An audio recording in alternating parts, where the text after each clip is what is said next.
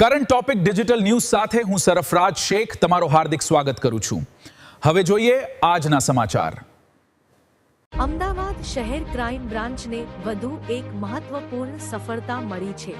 ગાંધીનગર જિલ્લાના સાંતેજ પોલીસ સ્ટેશનમાં નોંધાયેલા ખંડણીના ગુનામાં લાંબા સમયથી ફરાર ચાલી રહેલા આરોપીને ક્રાઇમ બ્રાન્ચે ઝડપી પાડ્યો છે।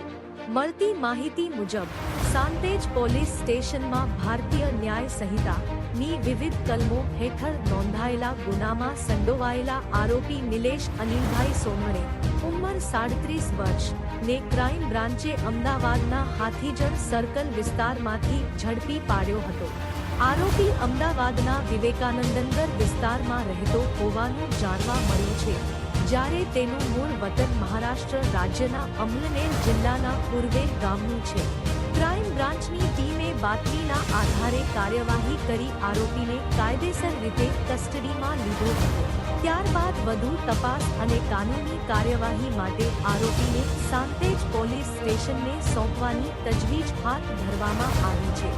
આ સમગ્ર કાર્યવાહીથી ફરાર આરોપીઓને